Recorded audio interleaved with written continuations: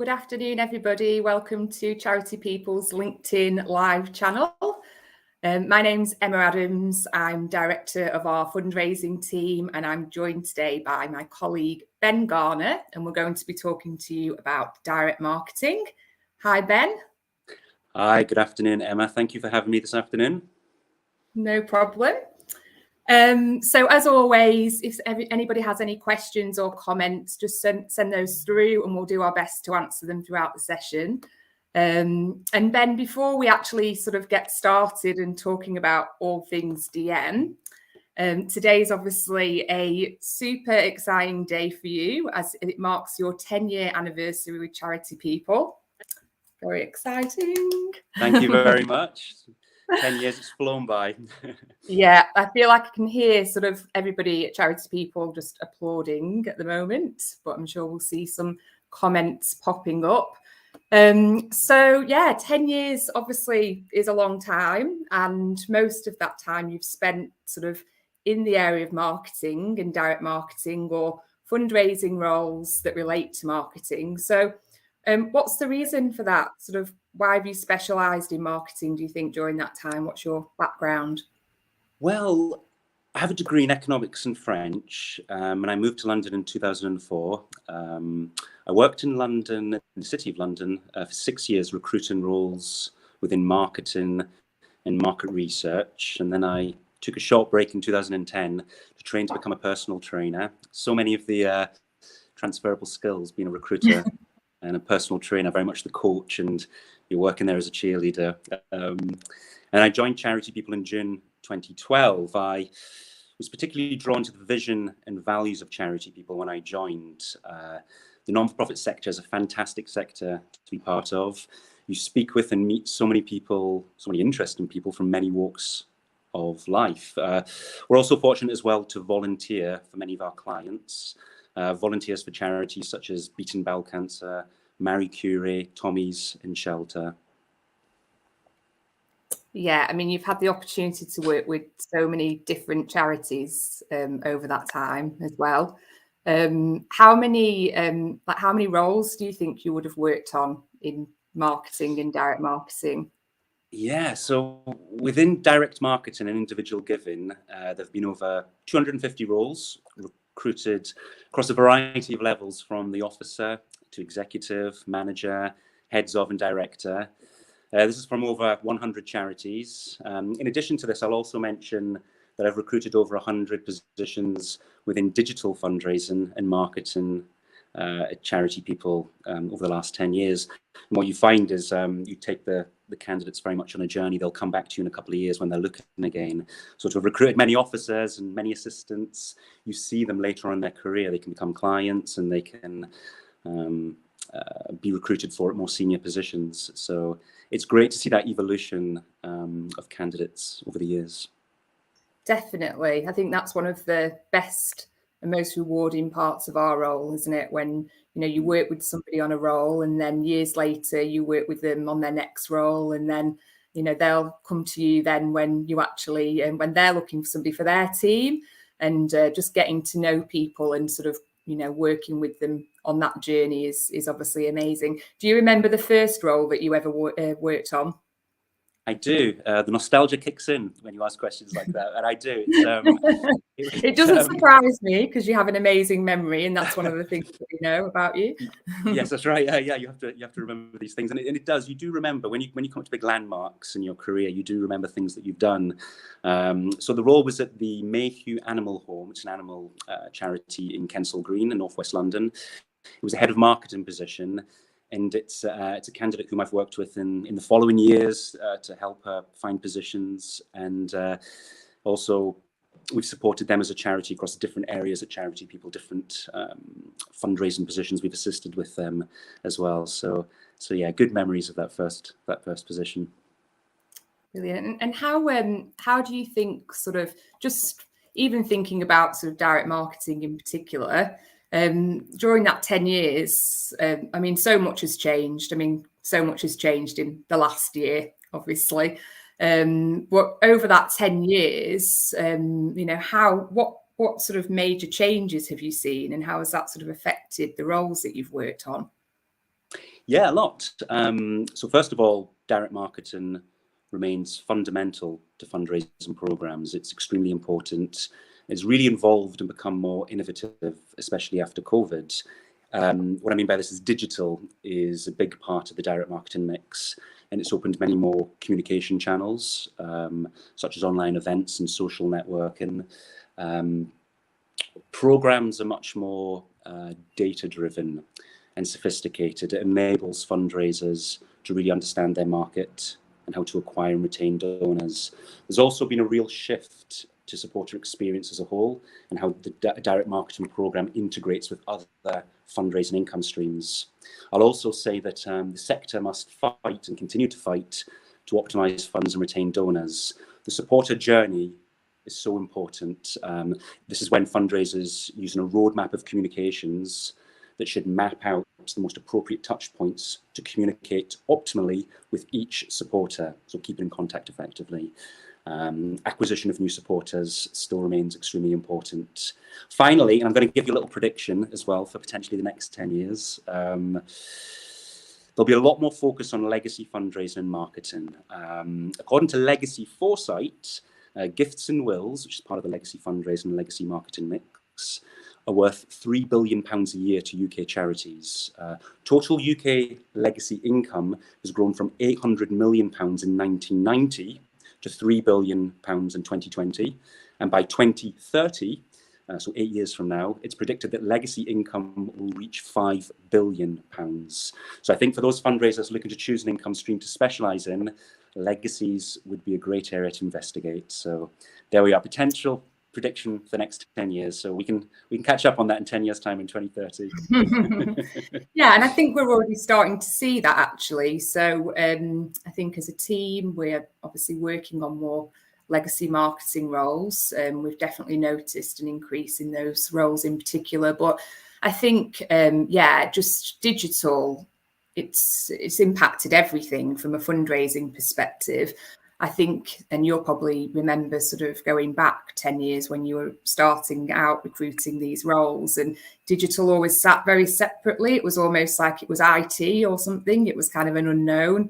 And then over the last while, it's obviously become integrated, and now it's sort of at the centre of fundraising.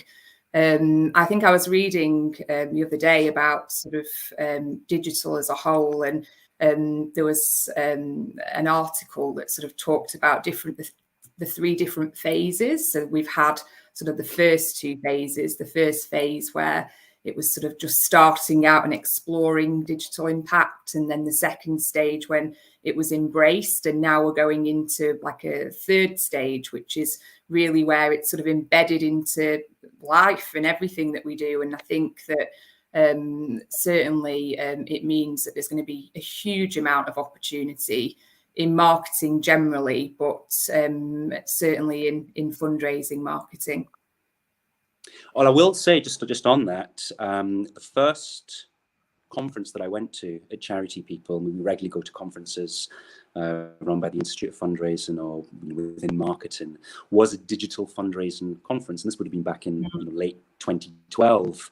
And there was so many people from the non-charity sector that were coming over, and they were speaking about different techniques that they use and how it's worked in the commercial sector.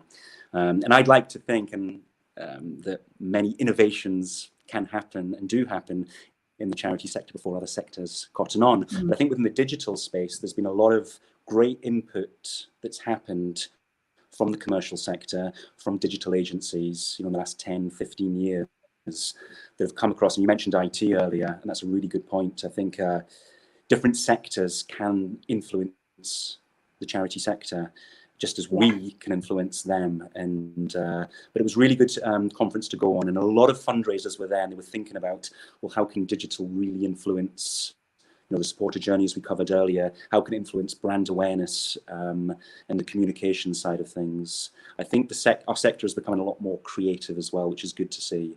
So yeah, I agree with that, definitely. I think that the charity sector is becoming a really appealing place for commercial candidates who can take those skills and that innovation and bring it to the charity sector, and make an actual real impact as well. So, you know, obviously we talk a lot about sort of a job not just being a job, and that's something that, you know, I think everybody who works in our sector, you know, really value. And so, yeah, the opportunity to be creative when it comes to campaigns, and also just the, you know, to work on these more sophisticated DM programs is definitely there. You mentioned sort of legacy fundraising. Do you think there are any other roles that are kind of, are you finding any other roles that are in sort of particular demand at the moment? Definitely legacy fundraising and rules and supporter care. As we talked about earlier, the supporter journey and support is extremely important. And we talked about what's happening on the space, more social media, email marketing. I think for the larger charities, the DRTV is very popular and remains popular. And we speak to many charities that do look to focus more in that, usually the larger charities, of course. But there are many different types of marketing that potential direct marketers can focus on. Direct mail will always be extremely important. You know, you can, it's a call to action, it's information really support, I think. Oh, I think we may have frozen.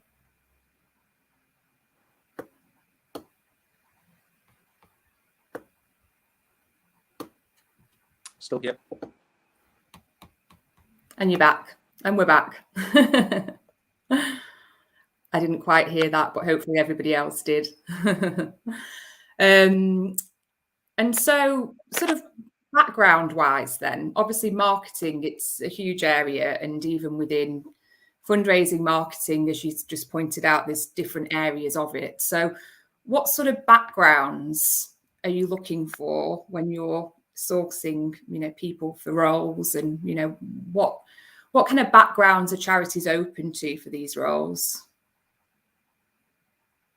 Yeah, so a real range of backgrounds across charity and commercial, as we talked about earlier. We encourage people from a wide range of backgrounds in marketing who've got a passion for the charity sector. That's extremely important. It's an area as well, and you know, we've done great things in charity people to promote the diversity, where many people succeed to transfer their skills such as media, FTG, retail, and finance, and also put in advertising agencies, lots of in terms of the skill set that you have there. People come from the publishing sector have also done well in going for charity positions. There's a good crossover in subscriptions marketing in the publishing sector with direct marketing in the charity sector. So there's a lot of transferable skills. Traditionally, people sector really well move across. And as we've talked, and there's been a consistent theme, everyone's social media and digital marketing skills. You know, people are very creative, good copywriting, proofreading. You know, who can put together a marketing campaign is certainly preferred as well.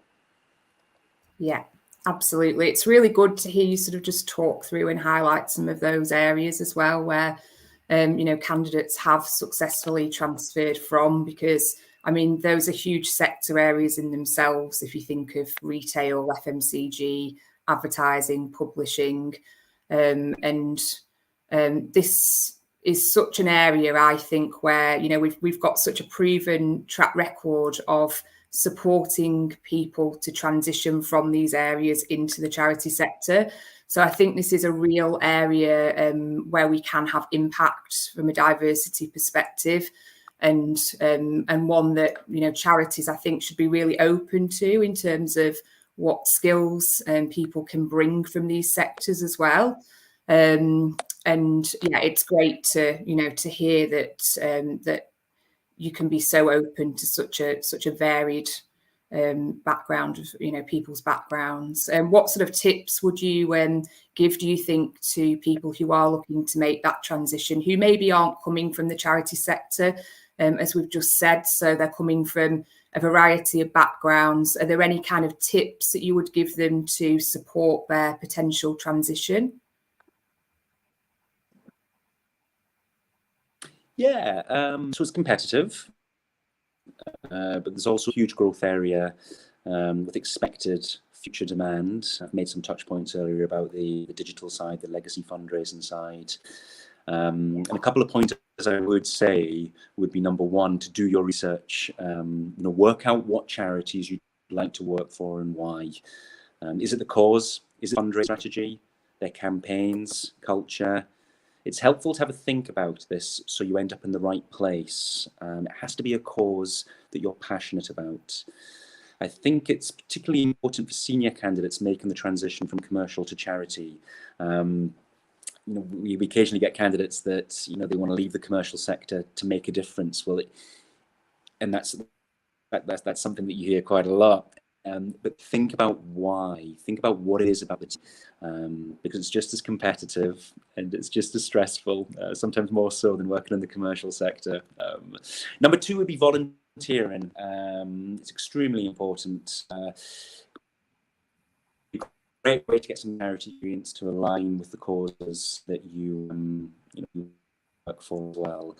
There's lots of literature on that online. Some courses as well. So number three, the Institute of Direct and Digital Marketing run annual summer schools, and the Institute of Fundraising also run some courses which will give you some insight into working into the charity sector and will also help you keep up to date on current trends.